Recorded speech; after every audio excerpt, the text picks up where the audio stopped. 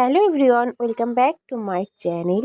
আজ অনেক দিন পর তোমাদের সামনে চলে আসলাম ছোট্ট একটা মিনি ব্লগ নিয়ে। দেখতেই পাচ্ছ আমি রেডি হয়ে গেছি। ভাবছো তো কোথায় যাচ্ছি? আমরা কিন্তু রেডি শেডি হয়ে চলে এসেছিলাম বিয়ে বাড়িতে। আমি আর আমার মা একটু ছোট্ট ভিডিও করে নিলাম। আর এটা ছিল আমার একটা পিসির মেয়ের বিয়েতে। আর চারিপাশের ডেকোরেশনটা তোমাদেরকে একটু দেখিয়ে দিলাম। তোমাদের কেমন লাগছে সেটাও কিন্তু জানাতে ভুলো না। আর এই যে ব্রাইড দেখে নাও। আর খুব ভালো লাগছিল, অনেক দিন পর একটা বিয়েবাড়িতে এসেছি। সেরকম একটা বিয়েবাড়িতে আসাই হয় না, আর ইনভাইট পাই কিন্তু যাওয়া হয় না। তারপরে আমি একটু খেয়ে নিচ্ছিলাম চিকেন পকোড়া।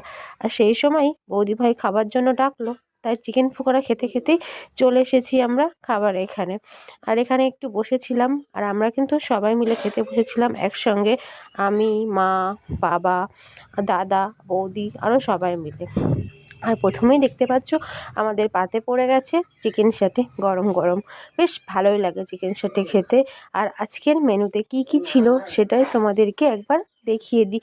দেখে নাও মেনুতে কি কি ছিল। অনেক আইটেম ছিল, এত কিছু খাওয়া তো সম্ভব নয়, তাই খেয়েছি অল্প অল্প করে অনেক কিছুই।